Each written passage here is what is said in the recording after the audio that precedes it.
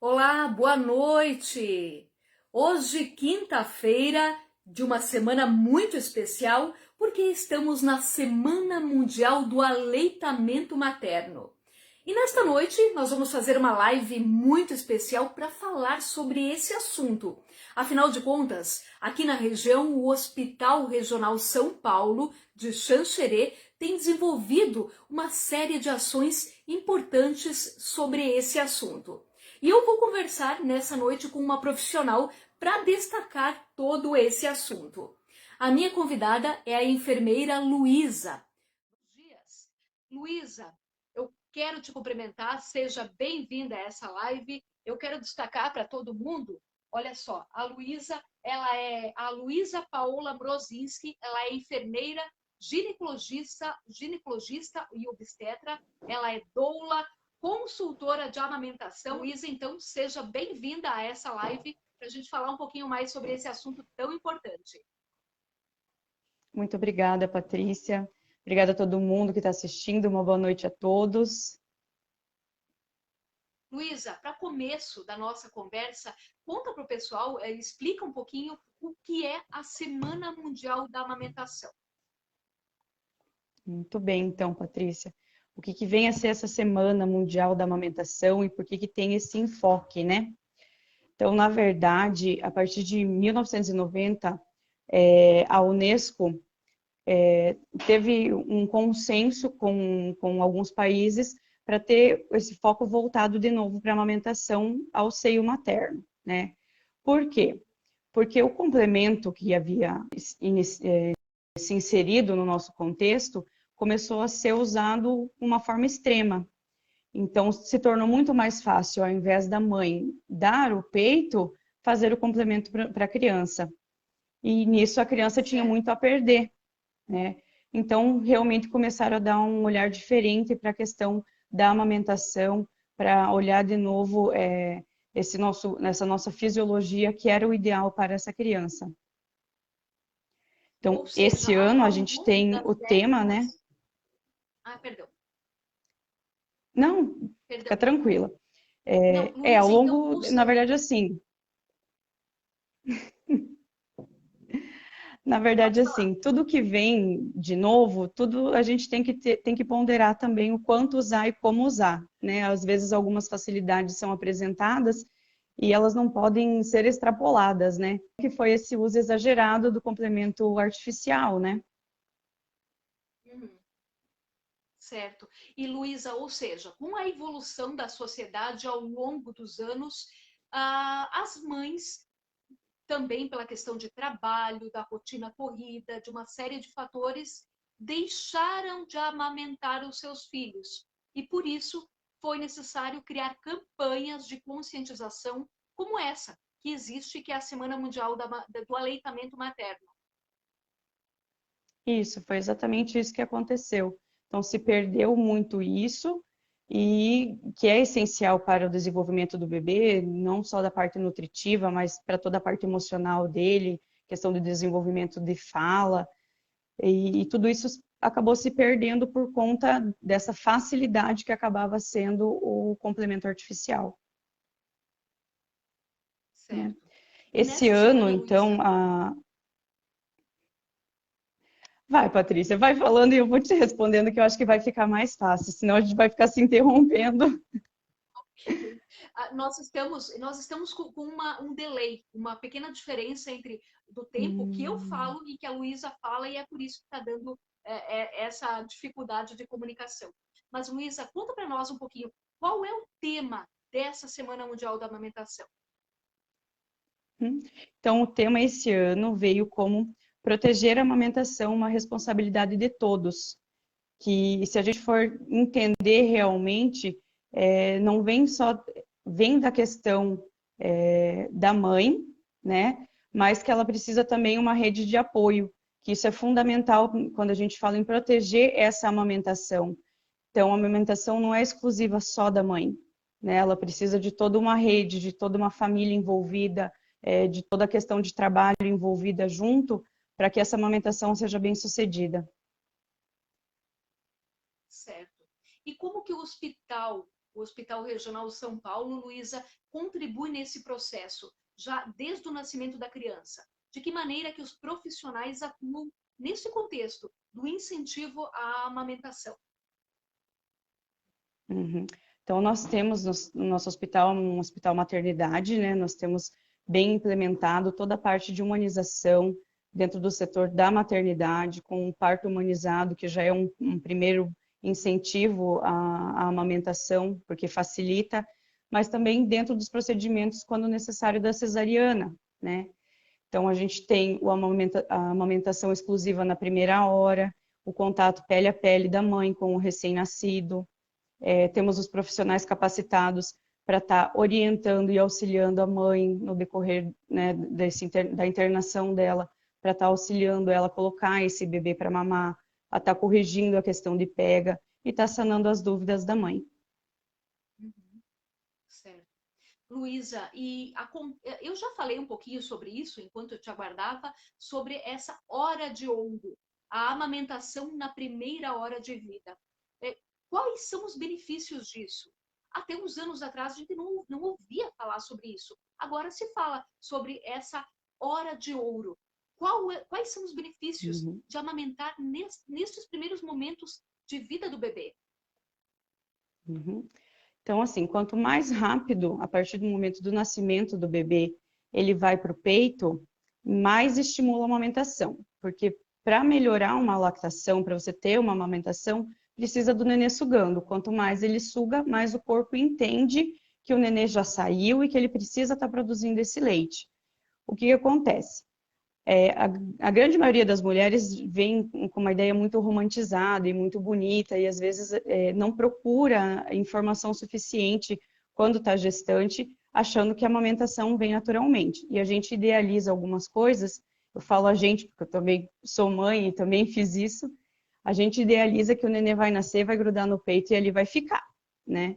Mas na verdade não, tanto no processo de parto, quanto na cesariana, no parto natural, quanto na cesariana, o nenê ele tem um período que ele vai ficar acordado, que é esse momento de adrenalina após o nascimento, e depois ele vai dormir.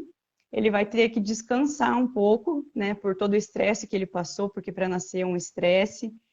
Então, antigamente, como que acontecia? O nenê nascia, era levado para longe da mãe, fazia toda a assistência. Quando ele era colocado junto com a mãe, não se incentivava a amamentação, né? Ele ficava só junto com a mãe. E ele começava a dormir, e ali ele ficava em torno de umas 10, 12 horas até que ele começasse realmente a acordar de novo. Então, esse processo de agilizar essa primeira sucção do nenê quando ele nasce, porque ele está nesse pico de adrenalina, é fundamental, porque ali já começa o incentivo para uma boa lactação e para a formação do colostro, para a ejeção do colostro para a mãe. Uhum, certo.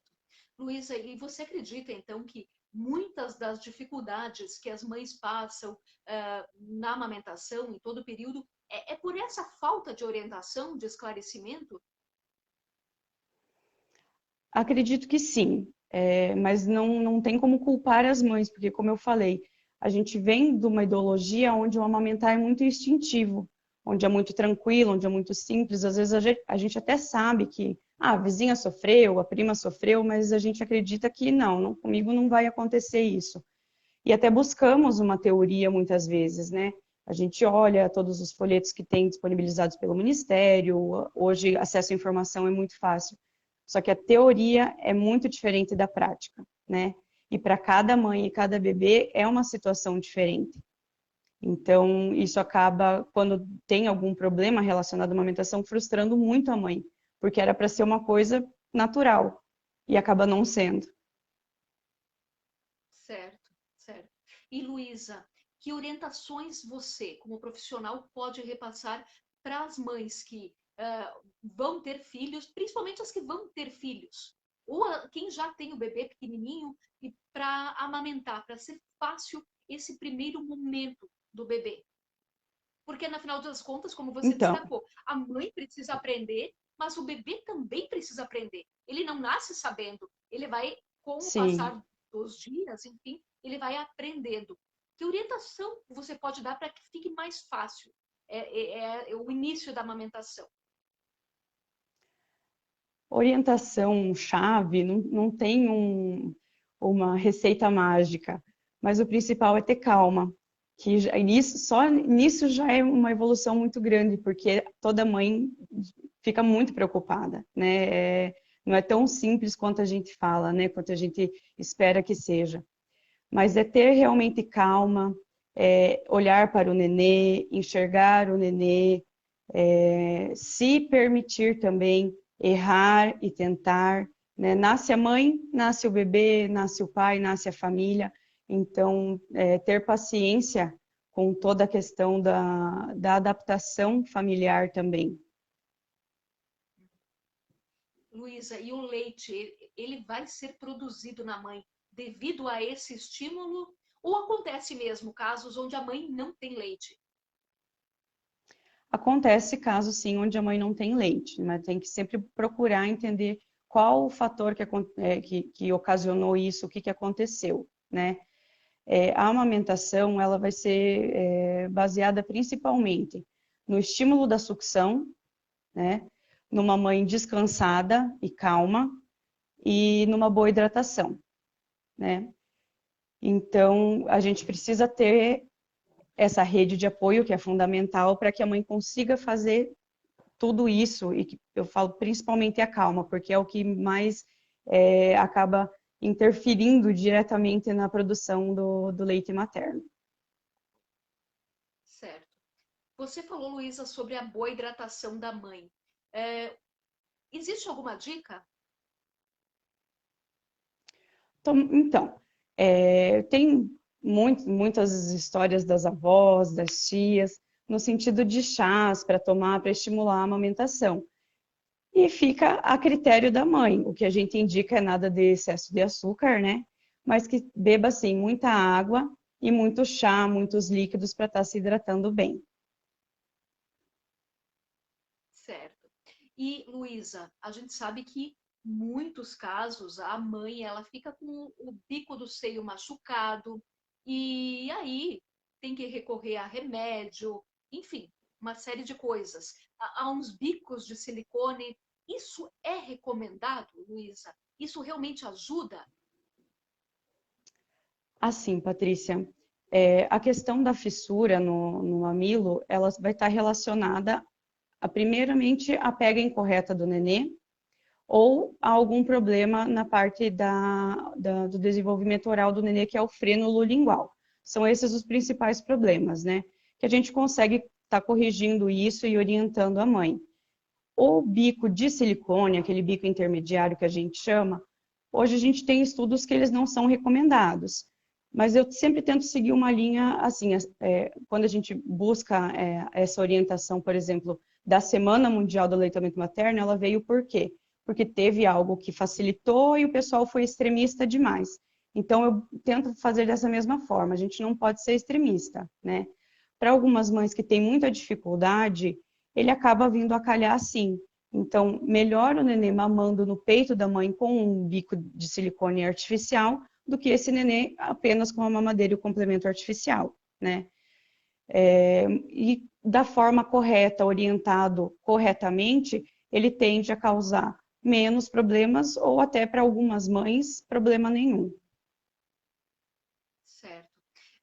Luísa, a gente escuta relatos de muitas mães que deixaram de amamentar em função disso, em função do seio machucado, por sangrar na hora da amamentação, pela dor, realmente. Qual é a recomendação nesses casos, onde o seio da mãe acaba machucando muito? É mesmo assim, Uhum. insistir na amamentação? Então, a gente sempre tem que ver o quanto essa amamentação está sendo prazerosa para a mãe, né?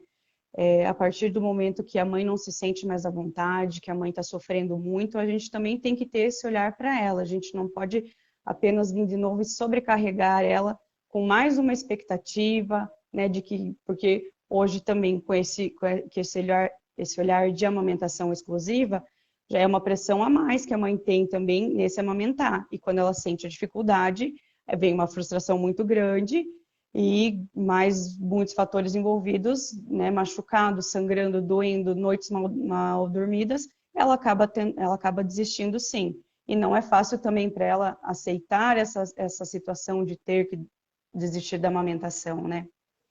Mas para aquela mãe que está com uma fissura, que acabou machucando o peito, o principal é fazer essa correção da pega, procurar algum profissional, procurar até mesmo dentro do hospital, do Hospital Regional São Paulo, alguma orientação para que isso possa ser corrigido e que ela não deixe de amamentar por conta disso, porque tem como resolver, né? A gente consegue resolver isso.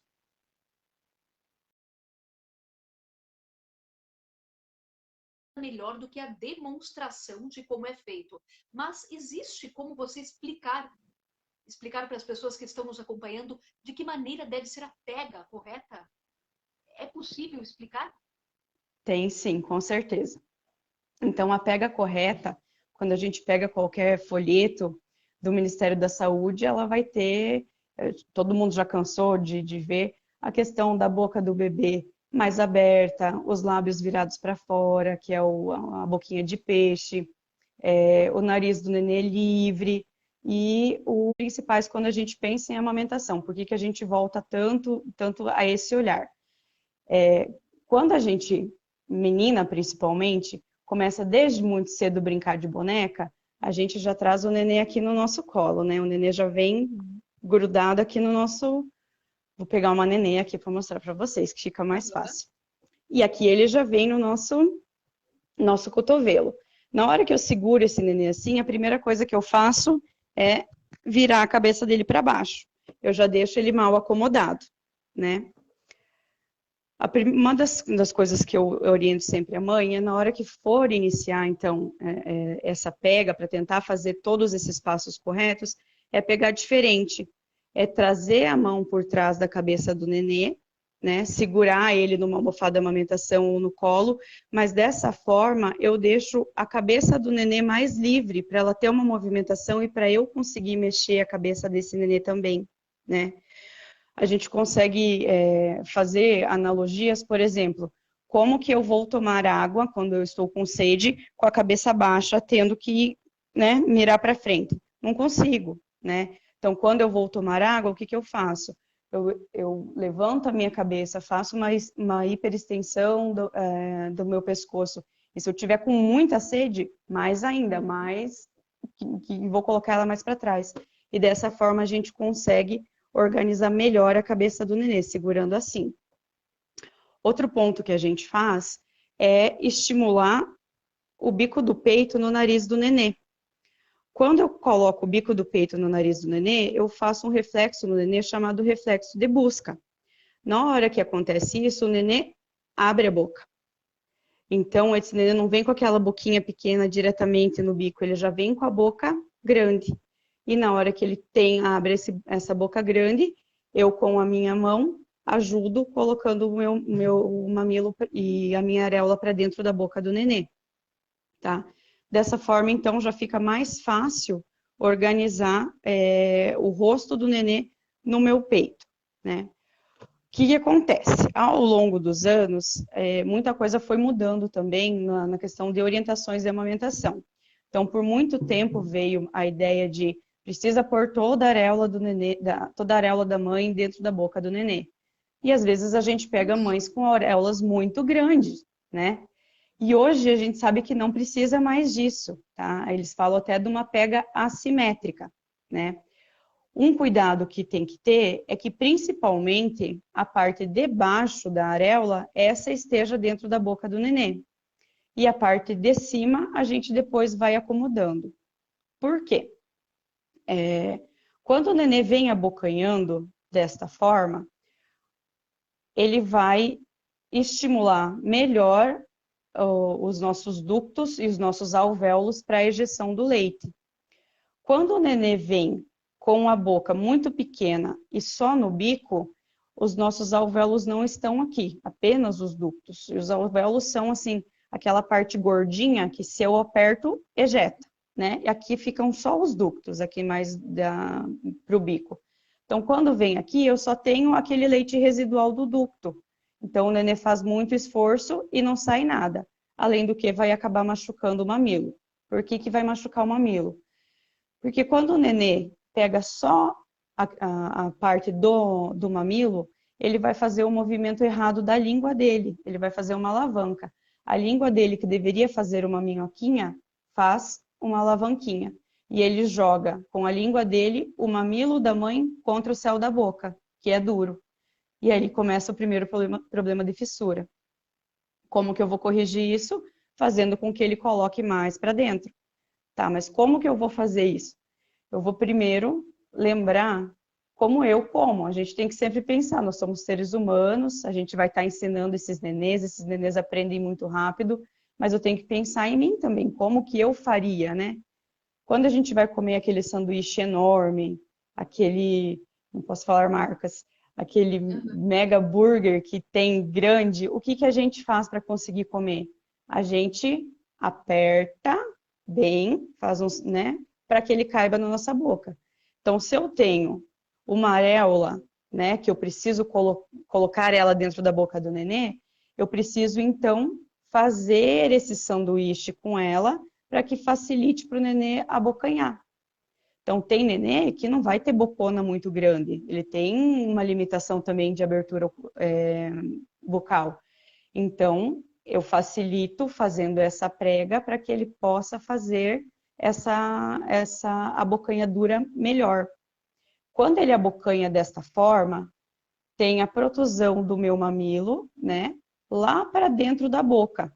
Quando a língua do nenê fizer essa minhoquinha, o mamilo vai estar num vão, onde não vai estar batendo, né? Então ele não é jogado para cima para machucar. Então ali o mamilo já fica livre de fissura. Olha só quanta informação importante. Olha, eu quero convidar você que está assistindo essa live. Olha, nós temos mais de 30 pessoas acompanhando ao vivo essas informações tão importantes para que você compartilhe essa live. Por uma dificuldade técnica, enfim, a gente não sabe o motivo por essa dificuldade, nós não conseguimos fazer essa live ao vivo diretamente da página do Facebook do Hospital Regional São Paulo. Por isso está sendo no meu perfil compartilhada na página, mas eu peço que você que está assistindo nos ajude e compartilhe essa live para que mais pessoas tenham acesso a esse conteúdo que é tão importante. Luísa, você acredita então que grande parte da dificuldade de mães que não conseguem amamentar e de bebês que desistem da amamentação, que a gente sabe que alguns bebês mamam um período e depois não querem mais, não sei. Pode acontecer, então, por causa disso, por essa pega não estar correta, o bebê não se adaptou à pega e a mãe também não se adaptou à maneira correta, mais confortável também da amamentação? Pode ser por isso? Sim, sim, é principalmente por isso. Quando o mamilo machuca, sempre tem alguém para dar algum palpite, né? Então, a gente vem de uma geração, eu lembro que a minha irmã, quando foi mãe, e isso já tem seus 18 anos, que nem é tão antigo assim, se a gente for pensar, ela machucou muito, o peito dela ficou muito feio. E o médico, né, quando ela foi procurar ajuda, falou para ela: é assim mesmo, vai sangrar, vai doer, e é assim. Então a gente vem com isso na cabeça, de que vai sangrar e é assim, a gente tem que aguentar, tem que ser forte, mas na verdade não é assim, né? A amamentação ela tem que ser prazerosa para a mãe e para o nenê. Então, quando a gente consegue fazer essa orientação antes, né? Principalmente quando a gente já aborda na parte da gestação, consegue orientar, consegue reduzir um pouco essas expectativas da mãe, retirar um pouco toda essa romantização, explicar que o puerpério não é tão simples quanto todo mundo idealiza e que a amamentação, se tiver correta, não vai doer, né? E que ela consegue aproveitar melhor, então fica muito mais simples, fica muito mais fácil. E quando essa mãe não tem essa informação, o que acontece é que ela deixa machucado, porque vai passar, e chega um momento em que não passa e que ela acaba desistindo. É o que a gente vê, né? São muitos os exemplos disso. E da mesma forma como São. esse exemplo que você citou, a gente escuta e você deve ouvir isso no teu dia a dia de muitas maneiras. Sim. Escuto muito isso e fico muito triste, porque eu vejo o quanto falta ainda de informação. Como eu falei, hoje informação a gente tem muito fácil, né? A gente hoje tem internet e com tudo. E ainda assim é um ponto muito falho dentro da assistência, dentro da saúde, essa questão da amamentação. Até porque, como atualiza muito, como muda muita coisa, se a gente não estiver atualizando e buscando, a gente fica preso em orientações muito antigas. Quando eu estava na faculdade, eu fui orientada ainda a questões como machucar o mamilo durante a gestação, para criar ferida, para fazer casca, para depois, quando o neném mamasse, não doer tanto, né? Então, e isso era muito praticado. Tinha um sutiã que era cortado especialmente para ficar incomodando o mamilo durante a gestação. Então, hoje a gente tem que estar cuidando muito dessa mãe e cuidando empatia com essa recém-mãe e com esse nenê, até porque os dois perdem muito, né? Os dois acabam é, perdendo, não tem palavra, né? Porque realmente perde. O nenê na questão de nutrição, de alimento apropriado para ele, né? E a mãe na questão desse contato com o nenê, desse vínculo que ela cria e principalmente na frustração que ela acaba gerando. Sem dúvida. Luísa, você comentou sobre a pega correta e toda essa questão. É a mesma coisa para mães que tiveram parto normal e para mães que fazem cesariana? É a mesma coisa? A pega vai ser a mesma coisa. A mãe, a partir da 35ª semana, começa já a produzir o colostro, que vai ser o primeiro alimento, o primeiro leite, né? A primeira fase do leite, fabricado pela mãe, no caso. Para a cesariana, eu sempre faço algumas analogias, umas brincadeiras para ficar mais fácil, né? Então, assim, para a cesariana, o nenê, se a mãe não entrou em trabalho de parto, o nenê não sabe que vai nascer e o corpo da mãe também não sabe que o nenê vai nascer, né? Então é tudo muito no susto, né? Então eu preciso, né, principalmente aí vem essa questão da golden hour, do contato pele a pele, porque é depois que a gente tira o nenê nesse susto e eu coloco ele sugar que o corpo entende, opa, peraí, nasceu, preciso agora alimentar esse carinha que nasceu, né? E para mãe de parto normal, como já vem todo, ou da mãe que entrou em trabalho de parto, mas por fim teve que fazer a cesariana, como o corpo já entrou no trabalho e já entendeu a questão de liberação hormonal já muda, então o corpo, o cérebro já sabe que esse nenê está saindo, que ele vai ter que produzir. Mas o tempo desse colostro transitar até o leite vai ser de 3 a 5 dias, né? E realmente o colostro ele inicia em pequena quantidade, porque quando o neném nasce, a capacidade gástrica dele, o estômago dele é muito pequenininho. Então a mãe aperta aquele colostro e fala assim: "Nossa, mas só tem umas gotinhas". Mas aquelas gotinhas são essenciais para o neném, é aquilo que vai estar saciando ele. Tem casos que não? Sim, existem casos que não. Tem casos de neném muito esfomeados, muito desesperados, que às vezes ficam no peito da mãe e que acabam, né, ou fazendo uma hipoglicemia pelo excesso de atividade, porque o colostro ainda não veio em grande quantidade, ou porque realmente são muito gulosos e não dão descanso para a mãe. Então, nesses casos, aí a gente sim vem usando o complemento artificial para estar auxiliando a mãe. Porque, como eu falei, a mãe precisa desse descanso também, né? Então, a gente tem que ter esse cuidado, olhar para o nenê, olhar para a mãe também. Certo. E você falou da Golden Hour, a gente já comentou um pouquinho antes, no início da live, mas vamos reforçar, porque chegou mais gente, nós temos mais de 30 pessoas nos acompanhando. Mais uma vez eu convido, compartilhe essa live para que outras pessoas conheçam mais sobre esse assunto tão importante. Luísa, essa Golden Hour, além da amamentação na primeira hora, ela também fala desse contato pele a pele com o bebê. O que é isso? De que maneira que pode ser feito isso? Esse contato pele a pele com o nenê vai gerar uma reação hormonal, que é a liberação da ocitocina.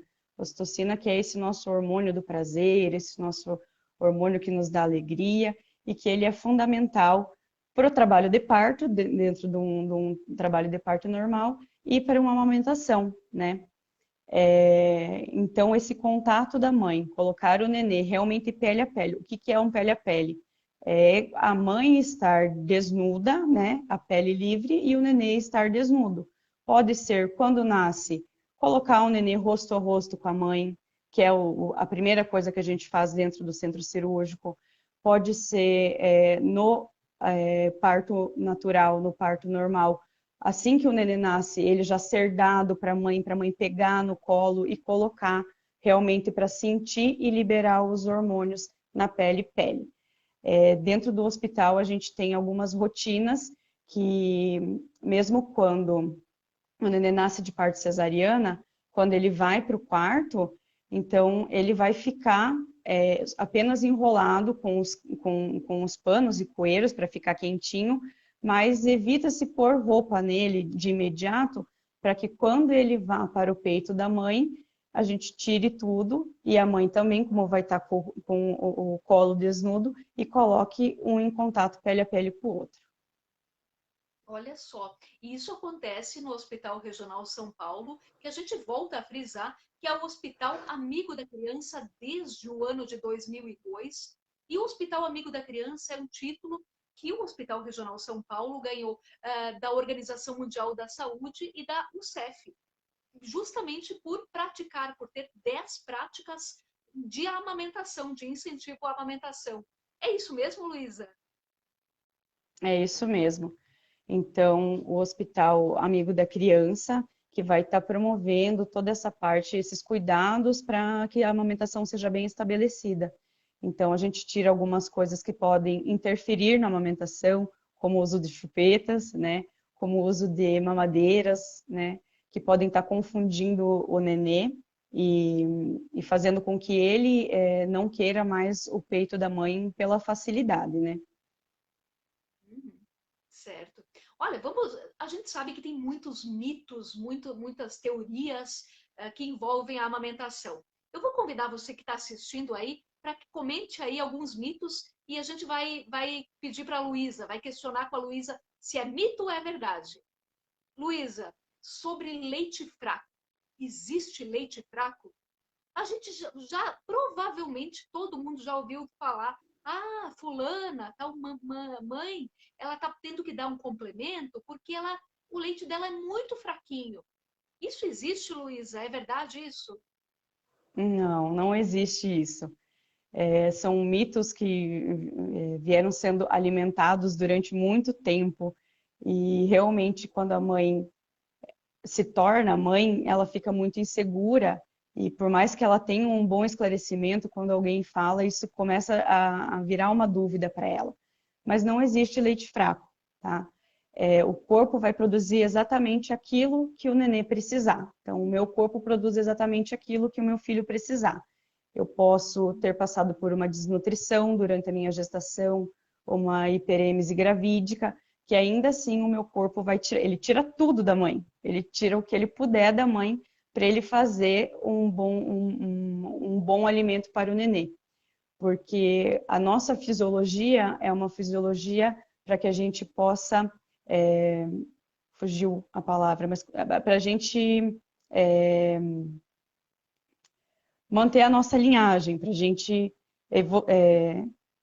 me ajuda na palavra. Enfim, Fugiu a fazer palavra, toda a gente. nutrição Enfim, necessária. ela é a perpetuação da espécie. Obrigada.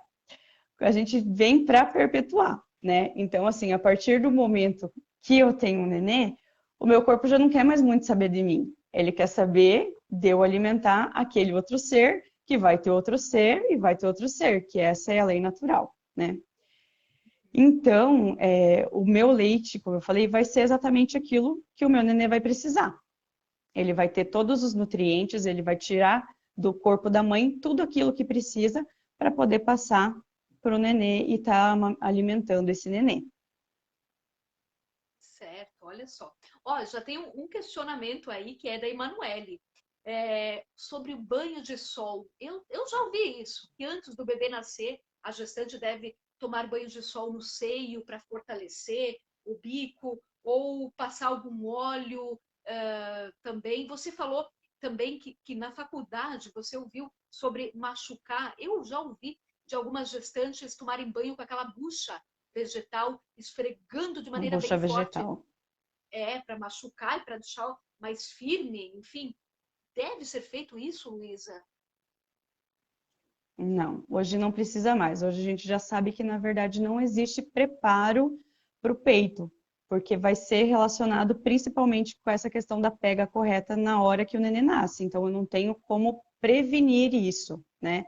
A questão do sol, depois que o nenê nasce, se acaso tem fissuras, o sol é muito bom, né? Ele ajuda porque ele vai ajudando a secar a lesão, que hoje a gente opta mais por tratamentos mais secos do que úmidos, né? Mas ele tomar antes também não adianta, tá? A areola a areola e o bico do peito, eles vão acabar escurecendo no decorrer da gestação. Isso também é uma questão hormonal. A mulher também tem aquela linha rubra, que fica para baixo do umbigo até mais ou menos a pelve. Então, tudo isso são questões hormonais. Então, independente de tomar sol ou não, né, essa melanina, esse excesso de melanina que o corpo vai estar produzindo, já vai estar direcionado nos locais corretos e o sol não vai fazer interferência antes. E nem machucar o peito antes também, porque tu pode machucar, fazer um calo, fazer uma Sim, ferida, né? E depois, se o nenê pegar errado, vai machucar igual, né? da mesma maneira, verdade. Luísa, quando a gestante, a mãe vai amamentar, ela deve sempre amamentar os dois seios? Ou o recém-nascido é pequenininho, ele mama pouco, amamenta só de um seio? Como é que funciona? Pode acontecer de empedrar o seio, esse tipo de coisa? Pode sim. Então, assim, como eu falei antes, né? Quanto mais o nenê mama, mais estímulo tem. Se eu estimular apenas uma mama, aquela mama vai produzir. Se eu não estimular a outra mama não vai produzir. Então, a gente sempre tenta fazer uma troca entre uma mama e outra. Outro mito, que eu já vou aproveitar o gancho, outro mito que se tinha era que o nenê tinha também que mamar o peito até o final, até esvaziar o peito, porque o primeiro leite era um leite Isso. mais aguado, né? E o leite posterior era um leite mais gordo, que o primeiro leite ia matar a sede e o segundo leite ia matar a fome. E por muito tempo veio isso muito forte, e era uma orientação que eu fiz muito no início da, da, de quando eu comecei a trabalhar com amamentação. Mas hoje a gente também já sabe que não. A mãe vai produzir o leite, tanto a questão, o equilíbrio de água, gorduras e nutrientes durante toda a mamada, né? O que a gente vai ficar sempre de olho é com a questão do fluxo que está vindo.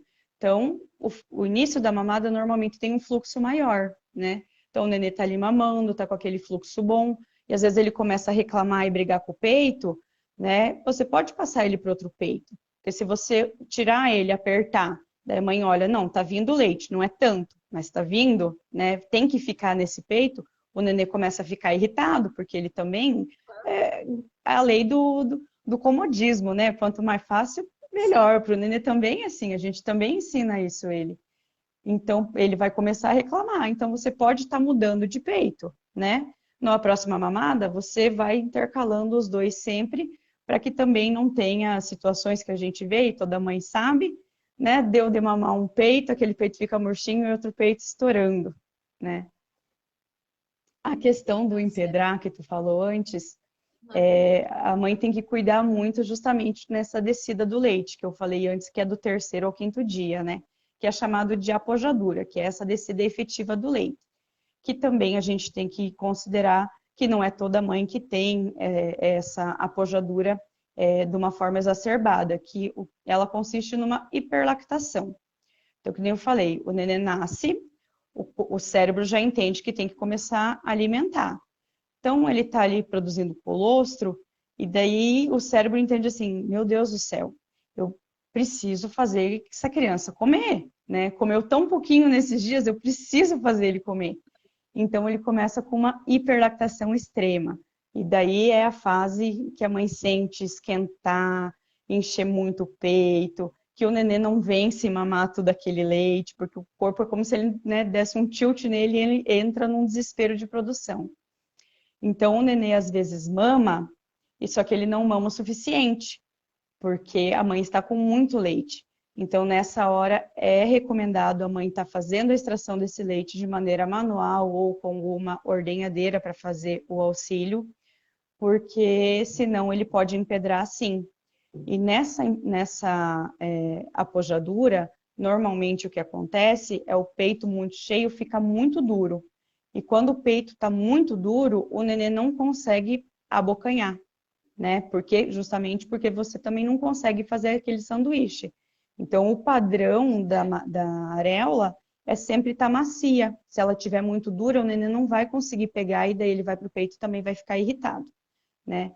Então, para a gente conseguir fazer com que ele fique mais maleável, tem que massagear bem essa areola, esse bico do peito, né? Para ir ajudando a soltar e fazer a ordenha. A ordenha sempre numa pega em C, que a gente chama, pegando bem a base da areola e a parte superior também, e apertando, fazendo aquele sanduichão que vai ajudar, né, a diminuir esse volume todo e deixar mais maleável para o nenê. Uhum. Tu Luísa, e havia existe um pedido também a tempo? questão. Ah, perdão. Uhum. Já falo do tempo de mamada. É, a questão dos olhos para passar no mamilo quando machuca, quando antes para preparar ele para amamentação, né? Não precisa estar passando nada, não precisa estar estimulando com óleos e muito cuidado com a questão de passar óleo e ir tomar sol, porque pode causar queimaduras, que é uma situação também bem constante, né? O corpo, ele tem tudo preparado, né? Nós temos as glândulas de Montgomery que ficam em volta do nosso mamilo, aqui da nossa areola, que elas já fazem a excreção de substâncias que vão estar lubrificando e vão estar ajudando a proteger todo o mamilo e também é o cheirinho que o nenê identifica para ele ir mamar. É o que vai estar sinalizando para ele aonde é o local dele fazer a mamada dele. A questão de depois, quando já tem uma fissura estabelecida, passar algumas pomadas ou alguns óleos ou remédios caseiros que as pessoas acabam indicando, a gente tem que ter bastante cuidado. Quando o nenê vai fazer a bocanhadura dele para poder mamar, ele vem com muita força, né, em volta dos lábios. E para isso ele tem que fazer um lacre, né? Se esse mamilo, se essa região toda tiver com óleo, né, ou com resquício de óleo, o nenê não consegue firmar essa boca e ele vai acabar escorregando. E toda vez que tiver esse atrito, com o nenê tentando, ó, fazer essa bocanha dura com força, toda vez que tem esse atrito, vem machucando, né? Então eu acabo piorando. Alguns médicos Além do passam sim, gosto, além do além do gosto e do gosto, cheiro, além provavelmente. do gosto, né? Alguns médicos passam sim algumas pomadas para auxiliar nesse processo de cicatrização. O que a gente tem que cuidar? Se a minha lesão é na ponta do meu mamilo, né? Eu vou passar na pontinha só do meu mamilo. O que a gente faz, né? Todo mundo, a minha lesão é na ponta do mamilo, a gente vem passando a pomada até o pescoço para ver se dá um resultado mais rápido. E não passa só um pouquinho, a gente passa quase o tubo inteiro, né? Então, dá para passar? Dá para passar, mas assim, bem local mesmo, né? Algumas pomadas são indicadas e não precisa estar tirando ela para o nenê poder mamar, né? E algumas pomadas a gente tem que ter o cuidado de estar fazendo essa limpeza antes, né? Para o nenê não estar ingerindo a substância. Mas o problema de estar tirando isso também é que você tem uma casquinha, colocou uma pomada e começou a fazer um processo de cicatrização. Na hora que eu vier com uma gaze, com a babita do nenê para fazer essa limpeza, eu acabo já tirando toda essa casquinha que foi formada. Então, eu não tenho um ganho com isso, na verdade. Eu acabo jogando todo o dinheiro e todo esse material fora. Certo. Luísa, olha, a Denise está pedindo aqui sobre histórias de mães que amamentaram outros filhos. A gente escuta isso. Ou Escuta. mães que amamentam outras crianças, aliás. Isso é Uhum, indicado? uhum. Então, na verdade, não. Por que que a gente tem que ter esse cuidado? É uma rotina que nós temos, principalmente quando a gente fala em enfermarias, onde a gente tem leitos com mais mulheres juntas. Então, na ânsia da gente ajudar outras mães, a gente acaba atropelando as coisas. Então, a mãe do lado, o neném acabou de nascer, não conseguiu mamar direito, está com dificuldade de pega, não desceu o leite, e eu estou aqui já quase indo de alta, meu leite já desceu, tá tudo bem. Mãe, me dá o teu neném aqui, deixa que eu dou de mamar, já que você não está amamentando ele, não está conseguindo amamentar, Aham. né? Mas ninguém sabe dizer quais as doenças que eu tenho e que risco que eu posso estar colocando esse neném, né? Eu mesma, a gente mesmo às vezes não tem conhecimento de tudo que pode estar passando, né? O que que eu posso ter ingerido durante a minha gestação, o que que eu posso estar tomando após esse nenê ter nascido, que pode estar prejudicando o nenê de outra pessoa. Então, quando nós temos estabelecidos em muitos lugares a questão do banco de leite, né? Esse leite ele vem, a mãe tira, ele vai ser ofertado para outras crianças, vai, mas ele vai passar por todo um processo de pasteurização, onde vai estar matando todos os micro-organismos, e esse leite vai chegar então de uma maneira mais limpa possível para os nenês, principalmente dentro de UTI, né? Certo. Ou seja, Luísa, então, através do leite é possível passar alguma doença, alguma bactéria, enfim, para o bebê? Sim, sim, através do leite a gente consegue passar muitas doenças para o nenê. Em alguns casos também não são recomendados a amamentação logo na primeira hora. Casos, por exemplo, de hepatite B, primeiro a gente vai estar criando uma imunidade, uma defesa para a criança, para que depois a gente possa vir com a amamentação ao seio. Certo. Cada caso precisa ser avaliado, então, Cada nessa caso questão. tem que ser avaliado, que nem eu falei, não tem receita mágica de amamentação. Existem algumas orientações, mas a gente tem que ver cada caso, cada dificuldade da mãe. Uma mãe tem um peito muito grande, outra mãe tem um peito muito pequeno, uma mãe tem um mamilo mais plano, outra mãe tem um mamilo muito protuso, né? Então a gente tem que ter esse olhar individualizado. Certo. Sobre isso, uma dúvida, Luísa. Mães que não têm o bico do seio. Eu já vi vários casos, várias mulheres comentando isso, que não têm o bico do seio. Elas podem fazer essa pega da maneira como você orientou? Podem Como sim. é que vai ser? O que acontece? Quando eu tenho um bico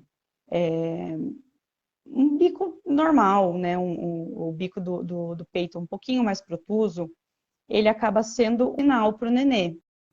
Mas eu não ter esse bico não vai fazer diferença, porque o que eu preciso é do nenê estimulando a areola.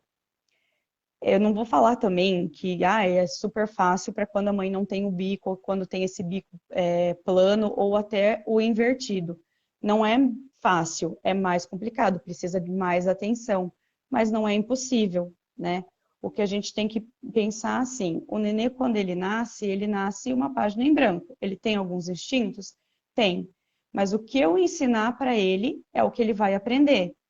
Então, se eu não tenho um bico, se eu tenho um mamilo total, tenho o mamilo invertido ou ele plano, se eu não tenho isso para ofertar para o nenê, eu vou ofertar para o nenê, então, a minha areola, né, de uma forma boa, e vou fazer com que ele entenda que é isso que ele tem para mamar, né? Quando eu faço com que ele entenda isso, ele vai abocanhar e ele vai mamar, né?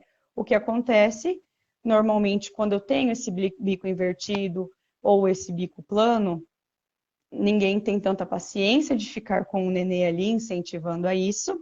Algum palpiteiro também já vem e fala: ah, não tem bico, não vai conseguir, isso aí não dá certo. Aí já vem também, né, a forma de auxiliar com os bicos intermediários, né? e de mamadeira e tudo mais. E acaba que o nenê, depois que ele tem esse estímulo e esse incentivo de bico, ele vai querer isso. E quando a gente tenta fazer essa remoção, já se torna mais difícil ainda, porque a gente confunde a cabeça dele, né? Uma hora eu tenho, uma hora eu não tenho, prefiro aquele que tem, porque para ele é um sinal sim. Mas se a gente manter só aqui, ele pega. Olha só, dica importante. E Luísa, amamentação, aleitamento materno em tempos de Covid. No caso da mãe ter passado já o Covid, ou estar com sintomas, ou ser suspeita, pode amamentar? Mesmo assim, qual é a orientação? Pode amamentar. O que a gente recomenda, por exemplo, para uma mãe que está positiva à Covid, é que ela faça uma higiene do corpo dela antes de estar amamentando, que ela mantenha o uso de máscaras, né, ao manipular o nenê. Mas a probabilidade daquilo que a gente tem hoje de estudo, a probabilidade desse nenê estar sendo afetado pelo Covid é muito baixa, né? E quando a gente coloca na balança esse nenê ter Covid e também os que tiveram sintomas muito leves e esse nenê não ser amamentado, a preferência ainda é ele ser amamentado, porque isso traz muito mais benefícios para ele, principalmente na questão da imunidade, que é um dos fatores principais que nós vamos estar passando no leite, né? Certo. Olha só, chegou um comentário agora da Loreci. Ela diz assim que, ó, eu tinha o bico do seio invertido e meu neném aprendeu a mamar. Quanto mais suga o bico, quanto mais suga, o bico sai para fora. É um depoimento aqui de uma mãe. Isso, é um depoimento. Esse é o chamado de bico, é um falso invertido, na verdade, porque ele sai para fora. O bico invertido verdadeiro, ele não sai. Mas as mães que já amamentaram sabem que pela sucção do nenê, e, né, quando você põe o peito dentro da boca do nenê e essa protusão toda, ele está gerando aquele lacre, ele faz uma pressão. Então, na hora que o nenê solta, né, quem tem o bico pequeno já está com um bico bem grande, mas daqui a pouco ele já se acomoda de novo e volta ao normal. Mas é pela sucção, pela pressão que o nenê faz. Certo. Luísa, existe mais alguma dúvida que normalmente as pessoas te pedem e talvez passou despercebido por mim? Que orientação que pode ser repassado ainda? Deixa eu pensar. Eu acredito que sobre os mitos. Ah, eu lembrei antes que alguém comentou sobre o tempo de mamada, né? Isso. O tempo de mamada. Então, o tempo de mamada é uma coisa também muito relativa, que a gente vai ter que ver os sinais de saciedade do nenê, né? Os primeiros 15, 20 dias do nenê é uma preocupação quanto maior na questão de ganho de peso do nenê, porque o nenê desidrata muito fácil, né? E que nem eu falei, alguns nenês podem fazer uma hipoglicemia pela questão do excesso de trabalho no sugar demais, e então isso acaba sendo prejudicial para ele, por isso a gente cuida bastante da questão do ganho de peso do nenê. Então a gente tem que considerar alguns fatores, né? É como se o nenê que está mamando, que ele fica ali 1 hora, né, grudado no peito mamando, e quando você tira do peito, que normalmente é isso que acontece, o nenê mama 1 hora, fica ali, você tira do peito, aí você põe ele para dormir no carrinho, porque aparentemente parece dormindo, ele já acorda com fome. Colocou, é automático, né? Aquela velha história que tem espinho no carrinho, no berço, é mais ou menos isso. Por que que isso acontece? Porque esse nenê, ele vai mamar, ele tem dois tipos de sucção, a sucção nutritiva e a não nutritiva. A nutritiva é quando ele vai fazer realmente essa sucção para tirar o leite para ele matar a fome. E a sucção não nutritiva é aquilo que a gente chama de chupetada. O nenê fica naquela chupetadinha ali, só sabe, né? Que é a maior parte do tempo da mamada ele fica só nisso, né? Nessa chupetadinha. Essa chupetadinha precisa, porque para o desenvolvimento emocional e neural do nenê, precisa também. Mas é ali que a mãe tem que dar uma intervida e tem que tirar o nenê. Porque tudo que ele se alimentou todo o que foi aquela sucção nutritiva e que ele ficou bem alimentado, o que deveria, como deveria ser? Ele amamenta, enche, né? E daí vai dormir para absorver todas essas calorias e deixa o metabolismo dele o mais baixo possível. Quando ele mama, né? Enche a barriguinha e continua naquela chupetada por muito tempo, o metabolismo dele continua, né, girando e vai indo mais rápido. Então ele digere, ao mesmo tempo que ele vai na chupetada, onde ele não está tirando tanto leite do peito, ele está digerindo aquilo que ele tinha de estoque, né? Então, se ele fica 1 hora grudado no peito, na hora que eu tirar ele do peito, que é um aconchego, que é uma coisa muito boa, ele vai perceber que ele não está no peito e ele vai falar, não, estou com fome, né? Porque eu já gastei tudo aquilo fazendo uma atividade, né? Então, a mãe tem que limitar. Quanto ao tempo ideal, vai ter que ver cada nenê. Tem nenê que mama meia hora, tem nenê que mama 10 minutos. Tudo depende do fluxo que a mãe está tendo, tá? Que vai ser um fator bem importante, do tamanho do estômago do nenê, né? De quantos meses, de quanto tempo que ele está, se é um recém-nascido ou não. Então, ele vai dar sinais de saciedade, né? Os sinais de saciedade vai ser a mãozinha aberta e relaxada, aquele nenê mais calmo, né? Um dos fatores que interfere bastante quando o nenê tá, quando a mãe acaba fazendo essa mamada muito longa, é que quando o nenê tá nessa chupetada, a mãe tenta tirar ele do peito e automaticamente, porque a gente acha que ele está dormindo, na hora que vai tirar do peito, ele vem de novo, né? Ele tem esse reflexo de busca na hora que a gente está tirando. Então, eu sempre oriento as mães assim: tira o nenê quando você vai, né, quando você percebe que ficou já nessa sucção não nutritiva, põe ele para longe do peito, primeiro para ele não sentir o cheiro. Ele vai dar, né, aquela buscada de novo, mas se ele tiver saciado, se ele tiver satisfeito, ele já vai dormir e daí você consegue colocar ele na cama, no berço, aonde preferir. Se o nenê tiver com fome, ele vai acordar, vai chorar e daí você de novo, então, amamenta ele mais um pouco, que até por vezes, quando o nenê é muito preguiçoso, tem que estar fazendo isso para estar despertando o nenê, porque quando ele acorda, ele já vem de novo com mais vontade para o peito. Certo, olha só quanta informação.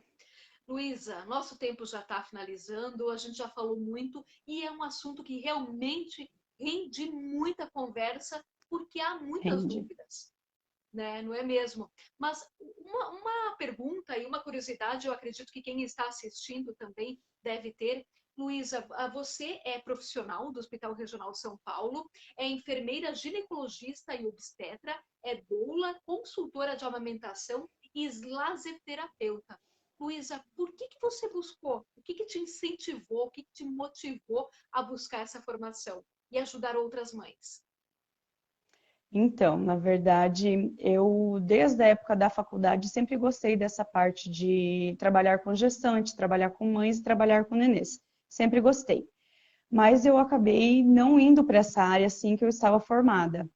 E acabei em 2014 trabalhando dentro de uma maternidade. Dentro dessa maternidade, eu tinha esse olhar só do hospital. Eu fazia o nenê mamar após o nascimento dele, a mãe estava com o peito mais mole, mais murcho, porque não tinha chego na pojadura ainda, e ia para casa. Então eu não tinha o outro lado. Quando eu virei mãe, aí o bicho pegou. E eu, como enfermeira, tinha bastante a teoria, não procurei muita coisa, porque se eu já fazia essas mães, né, amamentarem no hospital, como é que eu não ia dar conta de amamentar minha nenê, né? E quando eu tive a minha nenê, eu tive bastante dificuldade. Além da pega errada que hoje eu identifico nas fotos, a pega bem errada da Maria Luísa, também eu tive um blues puerperal, que é uma desestabilização hormonal que a mãe tem e dá uma sensação de culpa, cansaço, tristeza. Eu tive isso muito exacerbado e sofri demais. E o meu blues, assim, foi até meio comprido, foi até uns 6 meses. Então, durante os 6 meses iniciais da minha filha, quando eu acordava, eu torcia para chegar de noite de novo e eu poder dormir e ela dormir. Quando eu consegui racionalizar tudo isso, eu percebi que eu não tinha aproveitado nada da minha amamentação e do meu pós-parto, meu puerpério. E percebi que não era só eu, que tinha muitas mães que faltavam esse cuidado, esse olhar, essa rede de apoio. E quando eu falo em rede de apoio, não que eu não tenha tido apoio em casa, da minha família, né? Mas santo de casa não faz milagre, né? Sim, Então, quando as pessoas, né, e o pós-parto para a mãe é bem complicado, a mãe não fica muito racional mesmo. Quando as pessoas vinham me falar alguma coisa para me alertar ou para me ajudar, eu tomava aquilo como um ataque. Então, eu falei, já que eu sofri, eu vou dar um foco nisso agora para que outras mães não precisem sofrer dessa maneira. Então, o que eu puder ser de rede de apoio para essa mãe, para essa família, para que eles possam, né, tá tendo uma maternidade melhor, um puerpério melhor, uma amamentação mais bem estabelecida, eu vou fazer. E então eu fui atrás de estudar, né? Comecei com a parte de consultoria de amamentação, a parte de laser terapia, que é um dos métodos que a gente utiliza para estar melhorando as fissuras. Aí englobei também o curso de doula, a pós em ginecologia e obstetrícia, para pegar todo, né, essa mãe integralmente, assim, desde a gestação até o pós-parto. E as gestantes e mães que eu atendo sabem que eu acabo não ficando só nessa parte de amamentação. Eu vou, ajudo nos cuidados com o recém-nascido e faço isso com o maior prazer e para mim é muito gratificante ver elas aproveitando, porque eu também acabo aproveitando um pouquinho. certo. Então, tudo isso surgiu de uma dificuldade que você teve e pela tua profissão Uhum. você resolveu se especializar nisso para conseguir ajudar outras mulheres, outras mães. Exatamente, exatamente. Já tinha empatia com a causa, mas depois que a gente sente a dor na pele, a gente vê que é mais complicado do que a gente pode imaginar. Então, hoje, quando eu vejo uma mãe com dificuldade de amamentação, dói no fundo da alma e eu falo, não, vamos fazer alguma coisa para ajudar porque precisa. Hum. Existe, Luísa, alguma dica que você possa dar para alguma futura mamãe que está nos acompanhando ou alguma mãe que está amamentando seu bebezinho agora, para a gente finalizar? Existe alguma dica, algum conselho especial? Claro, você já repassou muitas dicas aqui, muitas informações, mas algum conselho para finalizar? Busquem orientação, busquem informação. Se não está sendo prazeroso para ti, mãe, também não se culpe, porque para algumas pessoas não é, né? Não é fácil, não é tão simples. Vem muita sobrecarga naquilo, na palavra mãe, no ser mãe. A gente se cobra demais, né? Vimos, a gente vem muito de uma sociedade, infelizmente, que ainda é machista e esse machismo é impregnado em nós também, nas nossas atitudes e nos nossos pensamentos, né? Então, se está tendo alguma dificuldade, você não precisa ser perfeita, né? Você não precisa aguentar tudo sozinha. Você pode buscar ajuda se você tem essa vontade. Se não tiver mais essa vontade, tudo bem também se você optar por outras formas de amamentação. O importante é que você esteja bem para que o seu nenê esteja bem também, porque o nenê é reflexo da mãe. Tudo aquilo que a mãe está sentindo, o nenê sente também. Quando a gente pensa numa mãe que está sofrendo na hora de amamentar, você imagina o que esse nenê não está sentindo, né? Porque quando a mãe está com o peito machucado, está com a dificuldade, eu até tinha brincado contigo, né, Patrícia, falando, o nenê Isso, chora e a mãe fala, pelo amor de Deus, não é fome, não é fome. Porque a você já começa a mãe amamentação com chora e o bebê medo chora. e o bebê chora também, e o nenê fica agitado porque ele sente o desconforto da mãe. E a mãe chora pela culpa de não estar conseguindo amamentar e por estar passando na cabeça a possibilidade de desmamar essa criança pela dor. Então, se você quer muito, mãe, busque orientação, busque ajuda.